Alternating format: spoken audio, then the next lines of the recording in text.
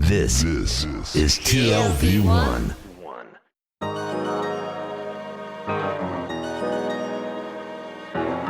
The Tel Aviv Review.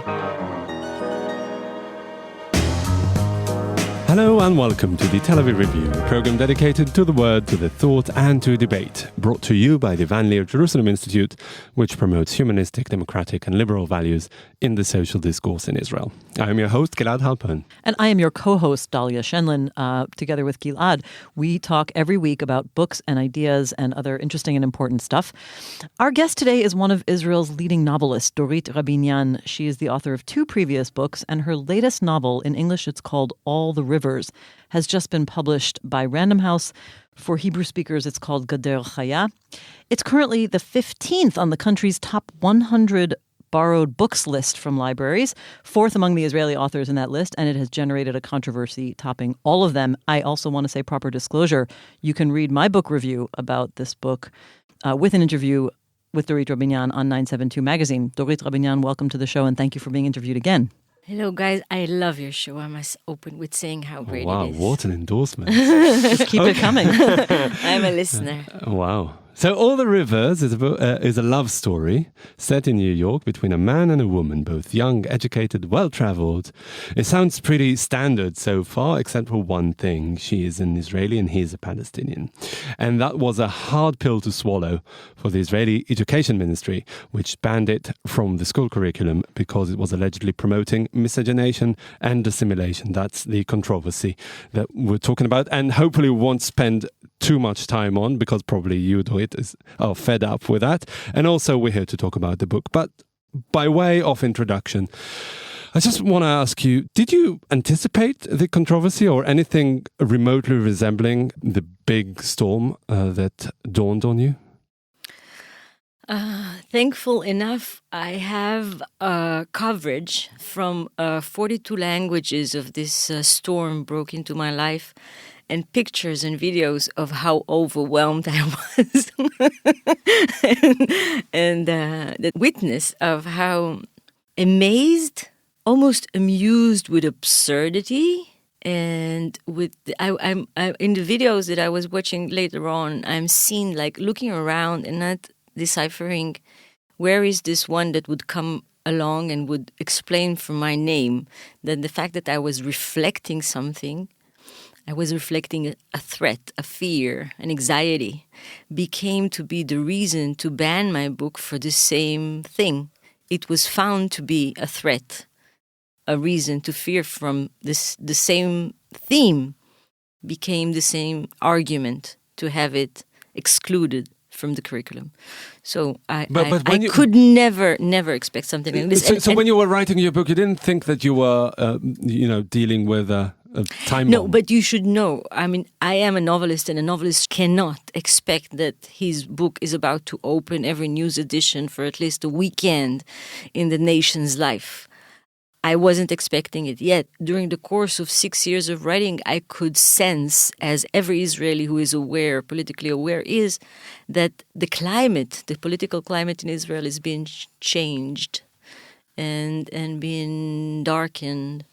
And that the love story that I am composing may be found to be radical because of suggesting a dialogue in Israel nowadays, since we have a governor who had turned empathy and intimacy and acknowledging the other, the Palestinian other, as relatable to be a radical act.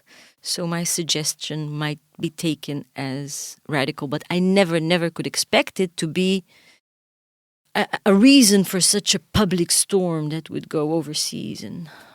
So what was it about the book that you think was so threatening to the education ministry? I mean, they went against a professional committee who recommended that your book be on the high school reading list. And Twice. And the education minister said, no, we refuse. What is it about the book that is so threatening, do you think? I believe that I have to compliment myself now. Oh, please do. We can compliment you too. Exactly. If you don't do it yourself, we'll do it for you. It's beyond compliment. It's the fact that my character is human. That the Palestinian man that my Israeli narrator character is meeting in New York is being described with the same honesty, authenticity, generosity that I use to paint her. So the portrayal of these two on a common ground with this equality and with this respect and creating a relationship that is really allowing these two identities not only to be expressed, but also to brush and above everything to mirror one another, to reflect the similarities and the differences, all on the base of suggesting a perception of the other being adopted by every one of them. So they begin as a Palestinian and Israeli, and when they go back to their tribes, each one of them gains the gaze of the other and sees reality in a more complex, elaborated way. This is not considered to be appropriate to the young readers in Israel today, according to this decade of right-wing regime. It's considered to be contradictory to what they've been doing, eliminating the Palestinian other from the consciousness of these young readers. Do you think that the protagonists, Liat and Hilmi, are the names? Very well pronounced, I must say. Your Hilmi. Your Hilmi Yes. was... I'm very good at putting on fake accents. But what's a shame is that that's such a surprise that an Israeli would say an Arabic name so well. Yeah. I was preached to say Hilmi. Hilmi. And not Exactly, not Hilmi, Hilmi. like the Israelis do. So, do you think that before they met each other, they had this worldview that you were just describing as prevalent in Israel, and it is their relationship that broadened their horizons, that opened their mind?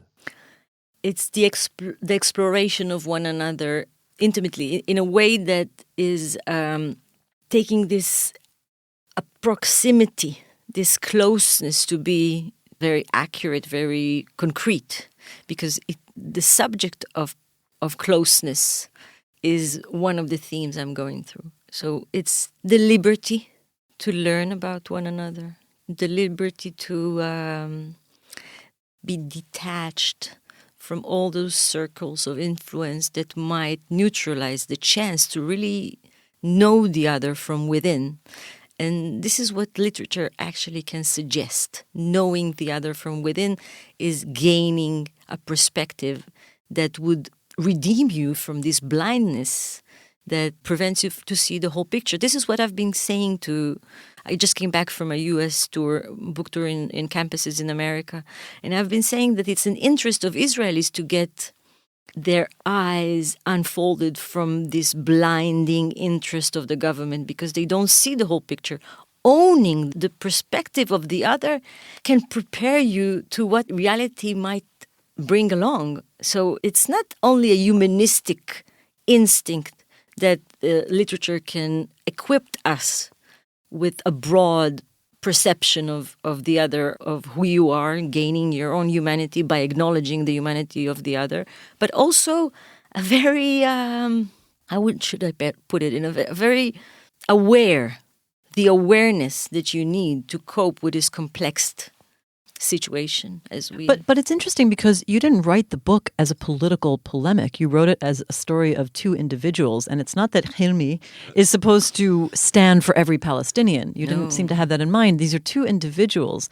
So how do you mitigate this kind of tension about two individuals meeting and falling in love with what they stand for or what they came to stand for in the Israeli, discourse around it? Did it turn the book into something it wasn't intended to be? I was always fighting against this obstacle that my characters might be seen as representatives of their nations. And this is the actual opposite, that I was trying to redeem them from this generalization of this suffocating sack of all Israelis, all Palestinians. It's so much of the climate that we citizens of the conflict have been raised with. It's the personal, it's the particular that I wanted to set out and to describe and to look into. And I'm a novelist. This is the fact that this novel became a subject for a scandal, a political scandal, doesn't make me a politician.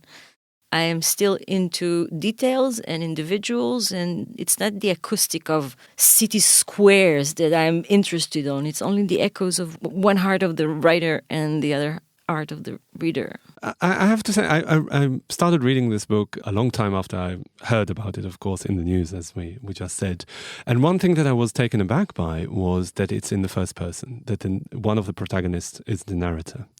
And I want to ask you whether those processes that you're talking about, they're opening up to each other, as it were, which is something that is very evident in the story itself, given that Liat shares her thoughts constantly. Is it something that Hilmi underwent just the same? Did they undergo a similar process, both of them? I always think that if I was maybe studying in one of the creative classes, writing classes in America, somebody would have suggested me at some point, let's make it one chapter Hilmi, one chapter Liat. Let's make it let's hear the both voices. But this is it. This is not a symmetrical picture that I'm describing. Because of being an Israeli, I cannot occupy the perspective or the consciousness of the Palestinian. I can only observe him and learn him from this intimate distance and from this voyage of recognizing him. Liat is giving Hilmi what he most needs, the recognition for everything that has been taken by the circumstances from him. And I do it in Hebrew. And it's very much significant. The characters, it was one of my challenges while writing the book, because they do converse in English, because they're in America and they don't talk each other's mother tongue. But the book was written in Hebrew. Another thing I was thinking about your previous question. One of the obstacles that I was facing during the 6 years of writing was the poetic of the conflict. There is a poetic that I dislike within currents in the Israeli art and literature of describing the other as romantic, as exotic, as the Palestinian Arab, exotified in so many ways, or the enemy as it's seen from the outside. And that I was avoiding presentation and I was avoiding romanticization, because there is nothing romantic about an ongoing war. There is nothing romantic about the conflict. And I still needed them to create a bubble, a universe of two.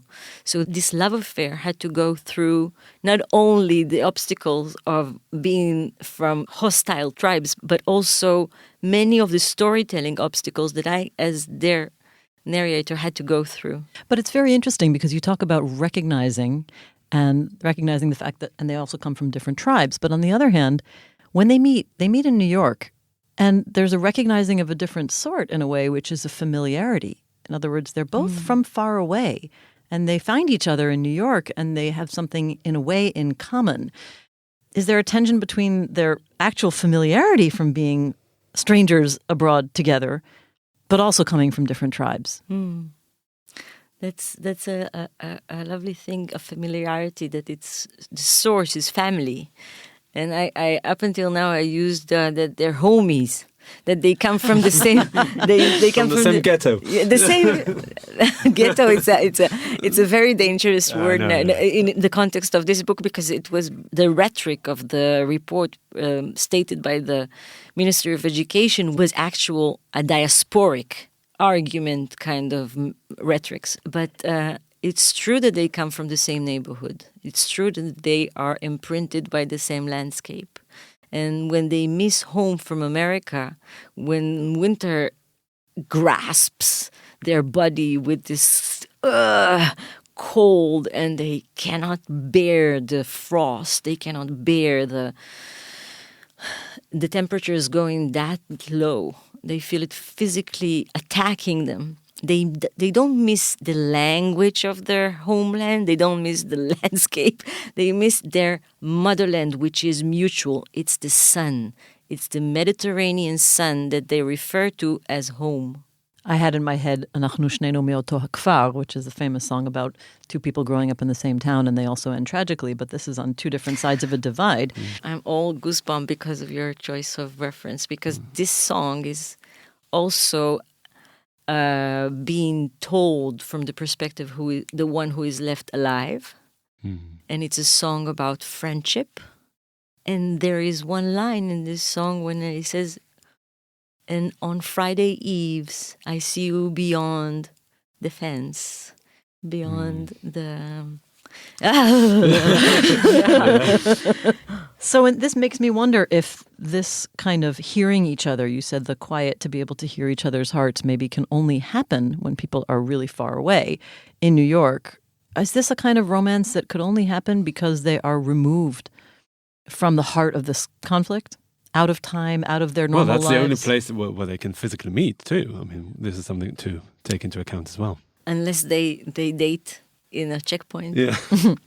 Yes, Hilmi being a Palestinian cannot be permitted in Israel, inside the territory of Israel, because of not, unless he engaged with the authorities being requested to come in. And Liat, according to the Israeli law, cannot go in the West Bank area, zone A. So they wouldn't be able to meet unless they cross these seas.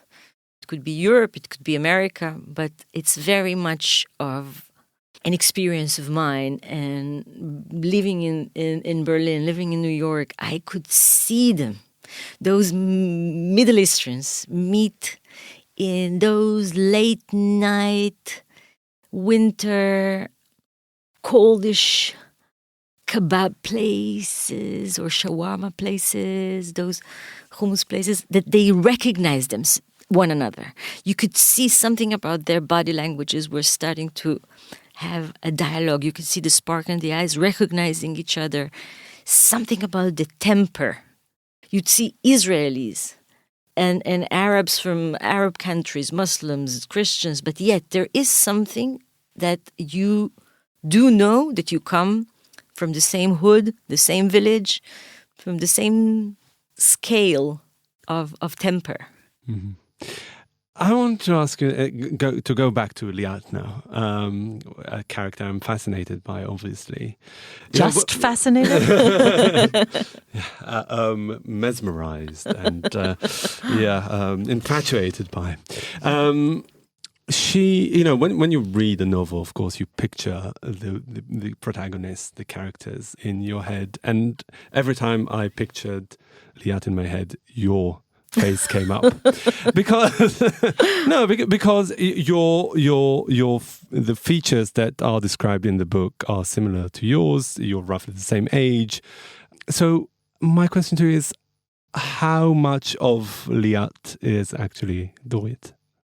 I should start with Hilmi by saying that Hilmi is inspired by a Palestinian artist I met in New York in 2002. And the book not only is mused. Can I use it as a verb? You can. You know what? For you, anything. Hassan Khourani was his name. He was a very gentle, charming, smart, talented, charismatic young man. May I add, he was very handsome. And we had a short love affair in New York.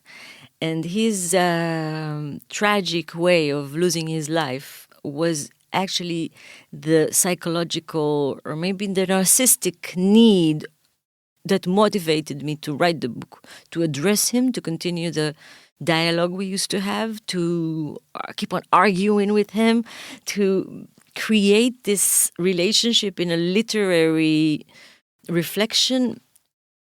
But yet, to do it, I had to distance myself from it. I had to, because you cannot write about somebody is gone with the same authenticity and honesty as you write about a fictional character. So I had to come up with Hilmi that would present Hassan and to come up with Liat that would present myself. And I'm very confident about this space I opened between us and them, because it allowed me to reinvent the memory. It allowed me to use a distant portion of imagination to see them, and I saw them from the outside. Can you give us an example of like? Oh, of I this can give you. distance? I can give you an example of. I had Hassan present in my study while I was writing the novel. He came in and out, and he had his comments. Did he come from the door or the window, chimney? I could just hear his voice reading. He doesn't read Hebrew. But yet, when I was writing about, there was this chapter that Hilmi is like in flames with his inspiration. He's an artist. He's like into this impotency of his breakthrough. And he's very emotional. And so I could hear Hassan saying, come on, Dorit, you're making me too feminine. I'm an Arab man. Don't you forget. We have our honor. So I had. And would he say that like that, or would he be ironic or literal when he was saying this? He was laughing. That's all that He was laughing. We used to laugh a lot. This was a very much of my recall during the time of the scandal being all over the place in Israel. I kept on hearing Hassan laughing from the other side, being so amused with what's going on of this adaptation of our experiences. The story is also set in 2003, which is also partly autobiographical, right? That's around the time that you met. Yet there are political implications to that choice. Mm-hmm. And they are primarily the fact that back home, the Second Intifada was raging. And it was in the immediate aftermath of 9/11. And the opening scene in the book is directly related to that. Yet, it seems to me that this choice was at the same time somewhat random, that their story could have been set in pretty much any other time. I'm not sure. Maybe a decade before, a decade later. A decade later, I'm quite sure that they wouldn't be able to relate with the extent of liberty and curiosity, and maybe this generation that had never tasted the promise of peace, or let's say wasn't part of my generation's experience with the promise for the Oslo Accord and the potential that the leadership would lead to some reconciliation. I see them, those millennials that the Ministry of Education was trying to keep my book away from. They are so swept with nationalistic powers, and they're so different than us in their age. We were so much more optimistic and believing in the option that we will neighbor our neighbors in harmony, that it could be ever achieved. But a decade before, I don't have enough perspective because I was much younger. It's interesting what you said about the children of today. You're saying that they would not even have particularly the open-mindedness or optimism enough to even meet a person abroad who's from the other side and be open to learning about that person as an individual? Less so than your generation? Yes, I suspect. I'm very sadly suspecting that if they do meet Palestinians or Arabic citizens who immigrated like them overseas to study or to explore, they wouldn't be as maybe they will be, let's say that, because I cannot guess. I can just say that they will be more challenged with their approach. They will be more hesitative by being formed with their era, by being themselves the reflection of the landscape of their homeland. Yet you don't idealize your generation either. I mean, those kind of notions keep creeping into Liat's mind all the time. I mean, she's not... I mean, her open-mindedness is something very limited. No, it is. I mean, let's put it more bluntly. That as a good thing. Yeah, she's not exactly a left-winger. She's sort of, generally an Israeli. She doesn't really have a radical left-wing critique of any stretch, and she just meets this person. She starts hearing things that she's never really confronted. What was that like for this character? If she would have been different in many of her characteristics, like if she would be more radical or more politically aware, or maybe from a different descent of being, let's say, Ashkenazi, if she would be or East European oriented, it wouldn't be the same story. It's those elements of her identity that makes the drama, the conflict of her, and I refer now to the emotional conflict of confronting Hilmi emotionally.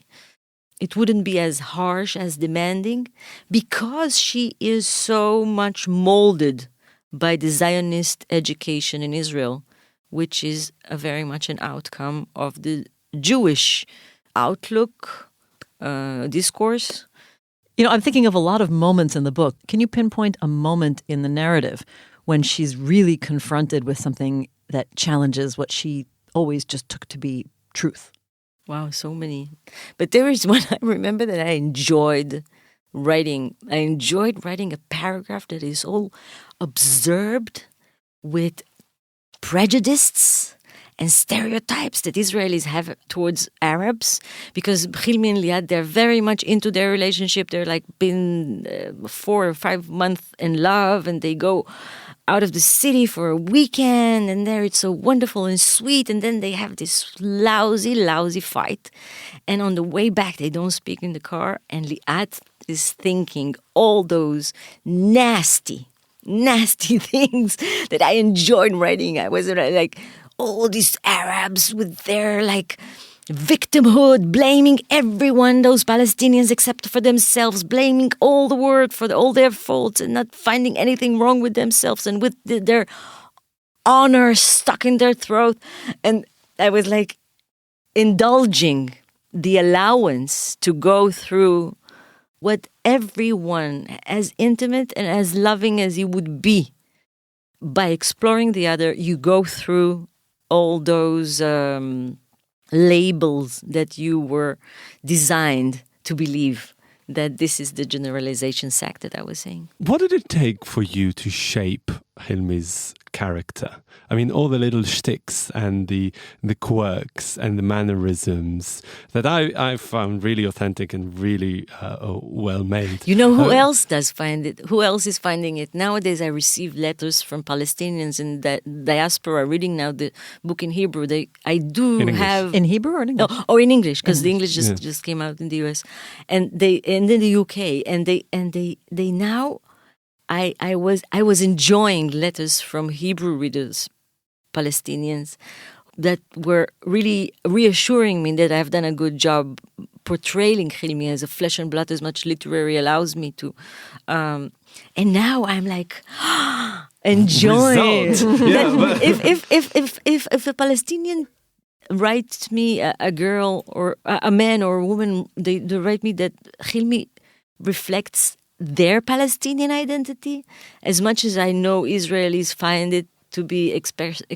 But how did you do it? Was it all based on Hassan? Did you observe Palestinians? What was the? I was living among Palestinians when I was hanging out with Hassan. So I met. And I'm a novelist. This is my job to steal elements from reality. There's a saying by David Grossman that telling a story to a novelist, it's like hugging a pickpocket.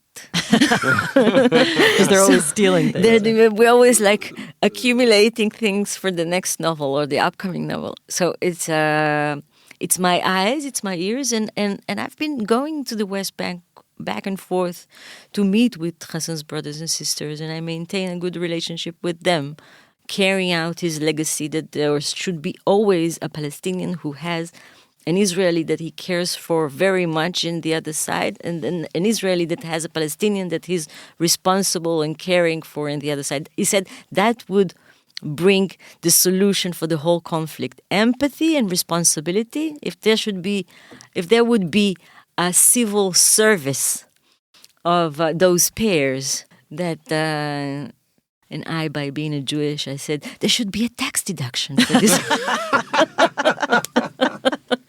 it would be Very pragmatic. very pragmatic, very efficient. Right. It can almost be implemented right now. It's so pragmatic. We have to wrap up soon, so I want to ask you, yours is certainly not the first book nor the first cultural product to portray a Jewish Arab or a Jewish Palestinian relationship of some sort. There have been a number of others before.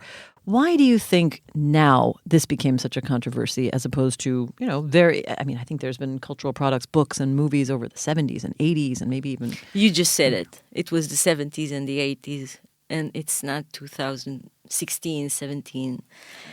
I cannot take credit for the scandal because it doesn't reflect my literary work. It reflects Israel climate today, and it tells more about the politicians that we're running our lives than it tells about the artistic result of my writing.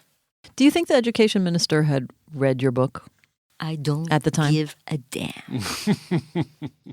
He was bold and chutzpah enough to go to the 8 o'clock news and falsely blame me with those accusations that had labeled me as the enemy of the nation by declaring that he hasn't yet read my book, but still he says that I do this and I do that, and I'm not going to repeat all his fake news that had really, there are boulevards in the Israeli society that really considers me to be nasty, lefty, whatever. And I was harassed and persecuted for a month after this appearance of the Minister of Education on the news. So I don't give a damn if he read it ever since. I just worry that his ambitions don't know any barrier. They don't know any boundary. He's like so into his political aspirations that he doesn't see anything. No morality, no humanity, no sensitivity, no responsibility. That's Dorit Rabinyan and her book, All the Rivers, published by Random House in English. It's Gader Chaya in Hebrew. Dorit, thank you for being on the show. It was a pleasure. And also a big thanks to Gizem Ozdemir, our sound engineer, and to the Van Leer Institute for their generous support. If you like this podcast, there are many more where it came from. Just go to www.tlv1.fm/podcasts and take your pick. Don't forget to visit our new website, telavivreview.org, like us on Facebook, and follow us both on Twitter. Join us again next week for another edition of the Tel Aviv Review, and until then, goodbye.